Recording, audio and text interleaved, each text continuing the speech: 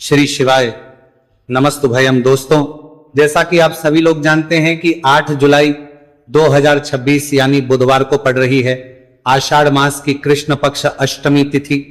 और दोस्तों, ये वह तिथि है जो आषाढ़ मास में पड़ने वाली सबसे बड़ी तिथि है, क्योंकि ये आषाढ़ मास में पड़ने वाली है और इसका बहुत ही बड़ा और विशेष महत्व होता है। पूज्य गुरु जी ने कहा है कि अगर कभी भी मौका लग जाए और आषाढ़ मास की अष्टमी तिथि बुधवार को पड़ जाए तो आप लोगों को 7 हरा दुर्वा का उपाय तो अवश्य ही करना चाहिए। इन दोनों का संयोग बहुत ही कम आता है। इसी के साथ में गुरु जी ने अपनी शिव पुराण कथा में बताया है कि इस दिन आपको 7 दुर्वा का उपाय तो आपको अवश्य ही करना चाहिए, क्योंकि ऐसा दिन पूरे साल में सिर्फ एक ही बार आता है। और दोस्तों, आप सभी लोग जानते हो कि बुधवार का अगर सबसे बड़ा उपाय है तो वो 7 हरा दुर्वा वाला उपाय है। तो दोस्तों, इस बुधवार अष्टमी तिथि के दिन आप लोगों को इस 7 हरा दुर्वा वाला उपाय को जरूर करना है। बहुत सारे लोग होंगे जिन लोगों ने इस उपाय को ना किया हो, मतलब पूरा साल निकल गया, उन्होंने किसी भी दिन इस 7 हरा दुर्वा वाला उपाय को ना किया हो। पर दोस्तों, आपके पास एक आखिरी मौका बचा हुआ है जो कि 8 जुलाई के दिन है। तो इस दिन आप लोगों को इस वाले उपाय को जरूर कर लेना। भले ही आपने पूरे महीने भर इस उपाय को ना किया हो, पर अगर आपने इस आषाढ़ मास के बुधवार अष्टमी तिथि के दिन अगर इस वाले उपाय को कर लिया तो आपको इस उपाय को करने का वह फल मिलेगा जिसकी आपने कभी कल्पना भी नहीं करी होगी। इसीलिए आप लोग इस वाले उपाय को एक बार जरूर कर लेना है, ताकि आप लोगों के हाथ से यह मौका ना जा सके और आपको इस उपाय को करने का फल मिल सके। दोस्तों, ये उपाय पंडित जी ने अपनी अभी ही शिव महापुराण की कथा में बताया है, जिस उपाय को आज हम आपको बहुत अच्छे से समझाने वाले हैं। इस वीडियो को देखने के बाद इस उपाय को समझने के लिए आपको कोई और वीडियो को देखने की जरूरत नहीं पड़ेगी। तो चलिए दोस्तों, उपाय को शुरू करते हैं। देखिए, यह है इस आषाढ़ मास के बुधवार अष्टमी तिथि के दिन। यह इतना खास होता है, इतना महत्वपूर्ण होता है, देखा गया है कभी कभी बड़े बड़े पूजा पाठ अनुष्ठान से जो मनोकामना पूर्ण नहीं होते, वह आषाढ़ मास के बुधवार अष्टमी तिथि के दिन एक छोटे से उपाय करने से ही आपकी मनोकामना पूर्ण हो जाती है। और बहुत सारे लोगों ने इस उपाय को किया भी है और उनको इस उपाय को करने का फल भी जरूर मिला है। अगर आप लोग भी इस उपाय को करना चाहते हैं तो आप इस उपाय को पहले अच्छे से समझ लेना, सुन लेना, उसके बाद करना। आपको इस उपाय का फल जरूर ही, और इस उपाय को कर लेने से आपके घर में चाहे किसी भी प्रकार की दुख और समस्या क्यों ना चल रही हो, आपको उसका कारण भी नहीं पता है कि भाई ये समस्या किस कारण से चल रही है। उसका कुछ भी कारण हो सकता है, जैसे इसे पितृदोष हो सकता है या किसी भी तरह का मंगल दोष भी हो सकता है। तो इस दिन आप लोगों को यह वाला उपाय कर लेना है। ये एक ऐसा उपाय है जिस उपाय को अगर किसी विशेष दिन पर किया जाए तो भाई उस विशेष दिन का जो है वो तो मिलता ही मिलता है, पर हमने उस दिन पर इस उपाय को किया है तो हमें उससे भी बड़ा फल मिलता है, और फल बहुत जल्दी मिलता है, क्योंकि आप इस उपाय को बहुत ही बड़े और विशेष दिन पर कर रहे हो। तो चलिए अब उपाय के बारे में बात करते हैं, लेकिन उससे पहले आप लोगों को यह जानना आवश्यक है कि आखिर यह उपाय किस समय करना है, किसको करना है और कैसे करना है। तो चलिए हम आगे आपको वीडियो में एक एक करके बता देते हैं। उससे पहले अगर आप लोग हमारे चैनल पर पहली बार हैं तो हमारे चैनल को सब्सक्राइब करना ना भूलें, और अगर आपके पास कोई सवाल है तो आप हमें कमेंट बॉक्स में बता सकते हैं। और अगर आपको हमारा वीडियो पसंद आया है तो आप हमें लाइक और शेयर करना ना भूलें। और अगर आपको हमारे चैनल की जानकारी चाहिए तो आप हमें फॉलो कर सकते हैं। और अगर आपके पास कोई प्रश्न है तो आप हमें कमेंट बॉक्स में बता सकते हैं। पहली बार आए हैं या फिर मेरी आवाज आज पहली बार सुन रहे हैं तो हमारे चैनल को सब्सक्राइब जरूर कर लेना, और इस वीडियो को करके कमेंट बॉक्स में श्री शिवाय नमस्तुभयम ओम नमः शिवाय जरूर टाइप कर देना। तो दोस्तों, इस 7 दुर्वा वाला उपाय को हमें इस बुधवार अष्टमी तिथि के दिन कैसे करना है, किसको करना है, किस समय करना है और कहां पर करना है, ये सारे सवालों के जवाब आपको इस वीडियो में मिल जाएंगे। और जो ये वीडियो देखेगा भाई, उसको 7 हरा दुर्वा वाला उपाय जरूर करना चाहिए, क्योंकि इस दिन 7 दुर्वा का भी बहुत ही बड़ा और विशेष महत्व होता है। और जब माँ बिपोर में मारजार बात आ जाए हरा दुर्वा की, तो ये सोने पर सुहागा वाली बात हो जाती है, और ये एक बहुत ही बड़ा उपाय हो जाता है इस बुधवार अष्टमी तिथि का। तो अब दोस्तों, इस 7 हरा दुर्वा वाला उपाय को आखिर करना किसको है, सबसे पहले हम लोग वो बात जान लेते हैं। तो देखो, घर की जो बड़ी माताएं बहनें होती हैं, उन माताओं बहनों में से कोई भी एक बड़ी माता बहन इस वाले उपाय को कर सकती है। और दोस्तों, अगर आप चाहें तो अपने घर में से सभी सदस्यों भी इस उपाय को करवा सकते हैं। अगर किसी व्यक्ति की खुद की कोई मनोकामना है, खुद की कोई दुख और परेशानी है जो कि वो अपने लिए ही करना चाहता है, इस वाले उपाय को तो वो खुद अपने लिए भी कर सकता है। बाकी अगर कोई घर में से ऐसा है जो कि अपने पूरे घर परिवार की सुख और शांति के लिए यह वाला उपाय करना चाहता है, तो भाई वो भी कर्मारंभ दे सकता है, उसमें भी कोई दिक्कत वाली बात नहीं है। कहने का मतलब यह है कि इस उपाय को हर सदस्य भी कर सकता है और पूरे घर परिवार के सदस्य के लिए घर की बड़ी माताओं बहनों में से कोई एक माता बहन भी कर सकती है। माताएं बहनें अगर घर में उपस्थित ना हो या वो ये वाला उपाय ना कर पा रही हो, तो फिर घर का कोई बड़ा सदस्य भी इस सातहरा दुर्वा वाला उपाय को कर सकता है, चाहे फिर वो पुरुष ही क्यों ना हो, उसमें कोई भी दिक्कत वाली बात नहीं है। अब दोस्तों, जो अगला प्रश्न निकल कर आता है वो ये आता है इसको लेकर कि आखिर इस उपाय को हमें किस समय करना है, सुबह के समय करना है कि शाम के समय करना है। तो देखो, इस वाले उपाय को आप लोग सुबह के समय भी कर सकते हो और शाम के समय प्रदोष काल में भी कर सकते हो। अब अगर आप पूछो कि भाई सबसे उत्तम समय कौन सा रहेगा इस सातहरा दुर्वा वाला उपाय को करने का, तो हम आपसे बस यही कहेंगे कि इस उपाय को आप सुबह के समय करेंगे तो ज्यादा बेहतर होगा। बाकी अगर प्रदोष काल के समय भी करेंगे तो भी अच्छा होगा, उसमें कोई भी दिक्कत वाली बात नहीं है।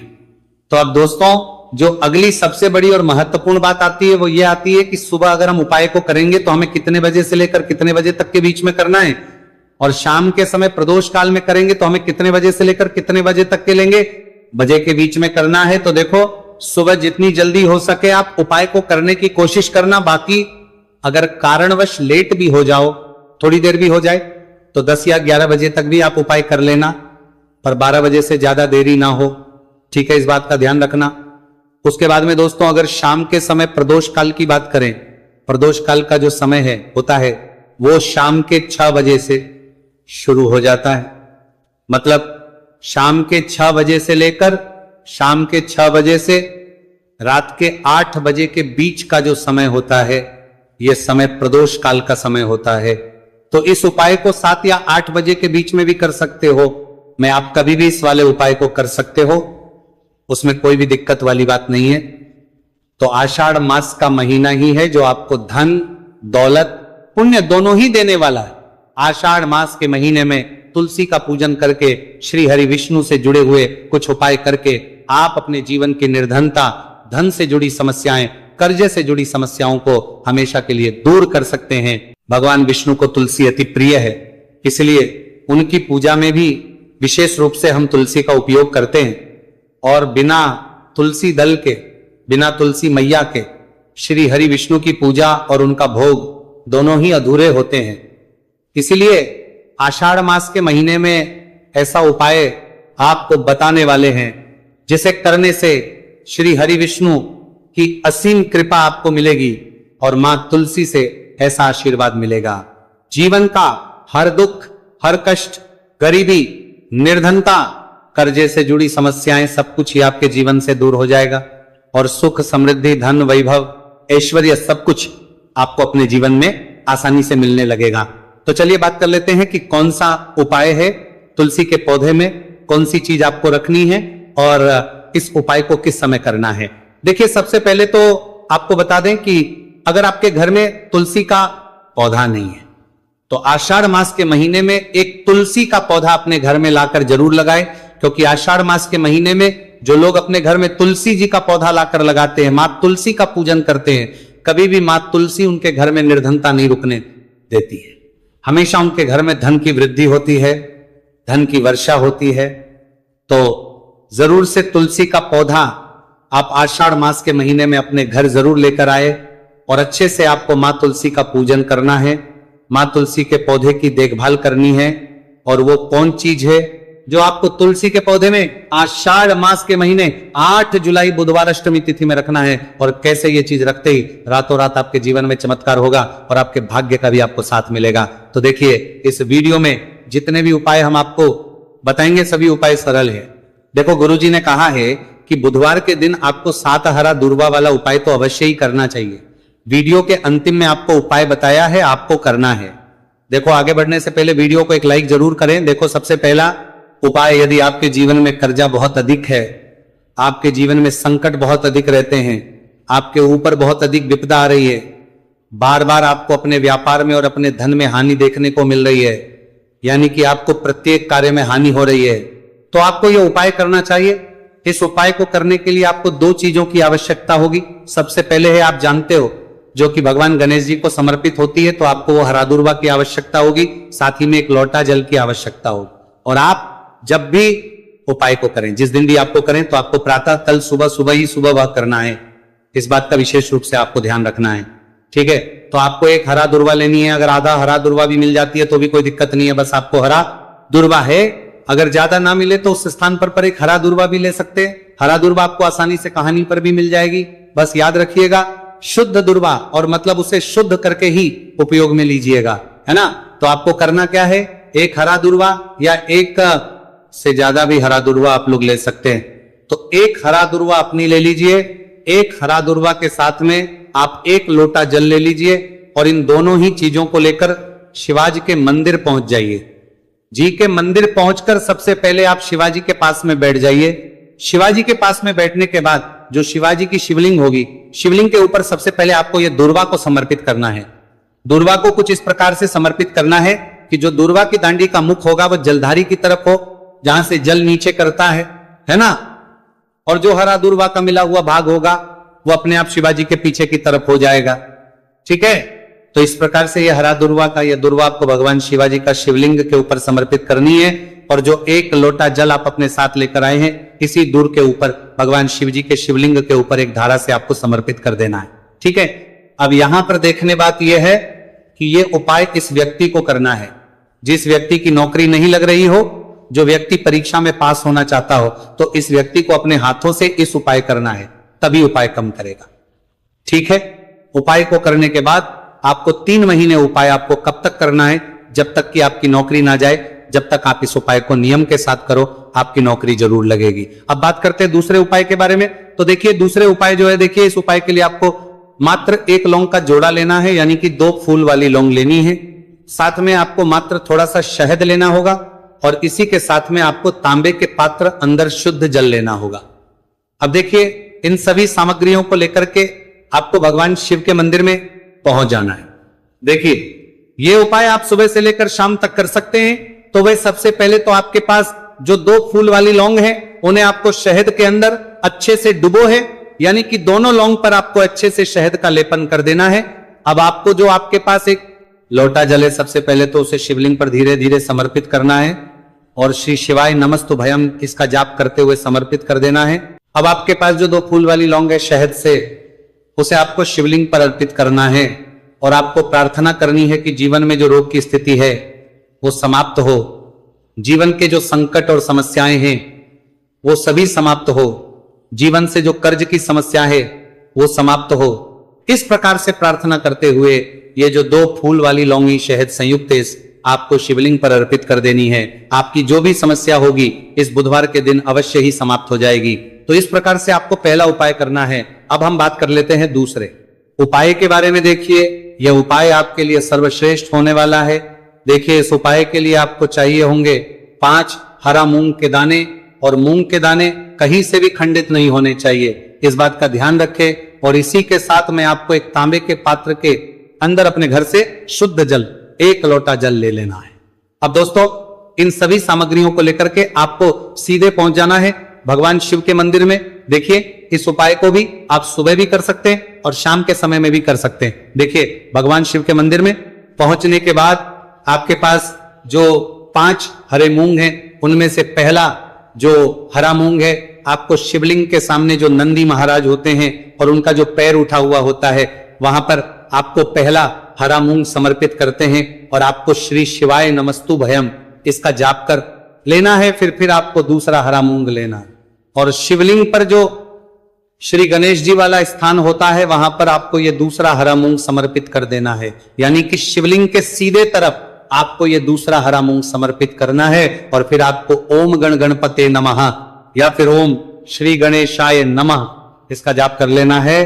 तीसरा, हरा मूंग का दाना आपको भगवान शिव की सबसे प्रिय पुत्री माता अशोक सुंदरी वाले स्थान पर समर्पित करना। शिवलिंग की जो जलाधारी होती है, जहां से जल बह करके आता है, उसी जलाधारी के बीच में जो कहीं कहीं उठी हुई लाइन होती है सांप की आकृति के रूप में, वहीं पर आपको तीसरा हरा मूंग समर्पित करना है और फिर आपको ओम नमः शिवाय इसका जाप कर लेना है। अब दोस्तों, चौथा जो हरा मूंग है उसे आपको भगवान कार्तिकेय जी का जो स्थान होता है शिवलिंग पर, वहां पर आपको ये चौथा हरा मूंग का दाना समर्पित कर देना है और आप ओम नमः शिवाय इसका जाप कर लेना है। अब दोस्तों, आपके पास जो पांचवा और अंतिम हरा मूंग बचा हुआ है, उससे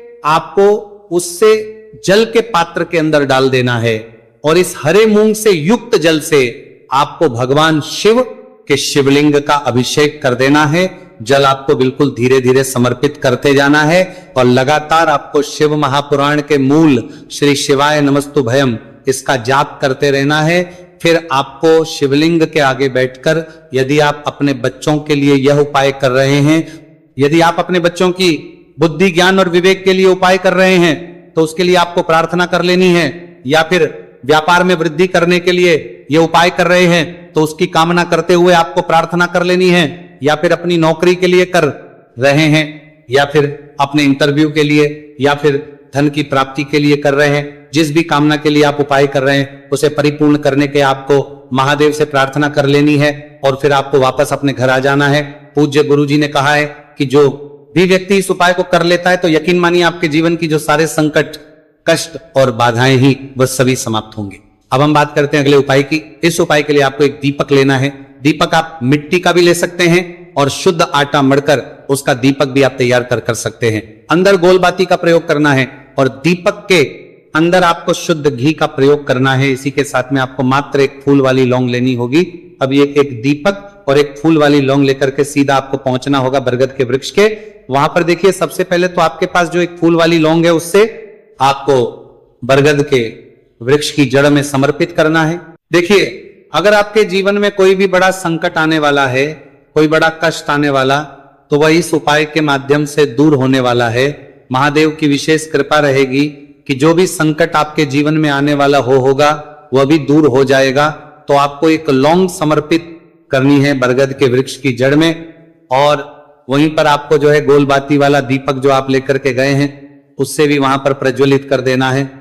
वटकेश्वर महादेव का स्मरण करते हुए देखिए, जब भी आपको जीवन में साल लगने लगे कि आपके जीवन में कुछ भी अच्छा नहीं चल रहा है, तब भी आपको इस प्रकार करना है। तो इस प्रकार से आपको यह उपाय करना है। अब हम जान लेते हैं चौथे विशेष उपाय के बारे में। देखें, यदि आपके विवाह में, शादी में कोई भी समस्या आ रही है, यदि आपका जो कर्ज है वह दिन पर दिन बढ़ते ही जा रहा है, तो आपको यह चमत्कारी उपाय करना चाहिए। कोई भी समस्या अगर जीवन में है तो उसे दूर करने के लिए आपको यह उपाय करना चाहिए। मंगल दोष से जुड़ी हुई समस्या भी है, तब आपको यह उपाय करना चाहिए। देखिए, इस उपाय के लिए आपको एक तांबे के पात्र के अंदर अपने घर से शुद्ध जल लेना है और इसी के साथ में आपको एक चुटकी लाल चंदन लेना होगा। अब आपको क्या करना है कि जो लाल चंदन आपने लिया है उसे आपको उससे जल के पात्र के अंदर डाल देना है और यह जल जो है आपको लाल चंदन से युक्त तैयार कर लेना है। और यह लाल चंदन से युक्त जल आपको भगवान शिव के मंदिर में लेकर के पहुंचना है। लेकिन उपाय भी आप सुबह से लेकर के शाम तक कर सकते हैं। अब दोस्तों, ये जो लाल चंदन से युक्त जल है, इससे आपको भगवान शिव के शिवलिंग पर धीरे धीरे अर्पित कर देना है और आपको लगातार श्री शिवाय नमस्तु भयम इसका जाप करते रहना है। देखिए, यदि आपके जीवन में विवाह से जो ही समस्या चल रही है, तो आपको मंगलेश्वर महादेव का स्मरण करना है और जीवन में अधिक कर्ज की समस्या है तो आपको आर्यन मुक्तेश्वर महादेव का स्मरण करना है। देखना, एक दिन आपकी सब तरह की समस्या जल्दी ही समाप्त हो जाएगी। तो इस प्रकार से आपको ये चौथा उपाय करना है। अब हम जान लेते हैं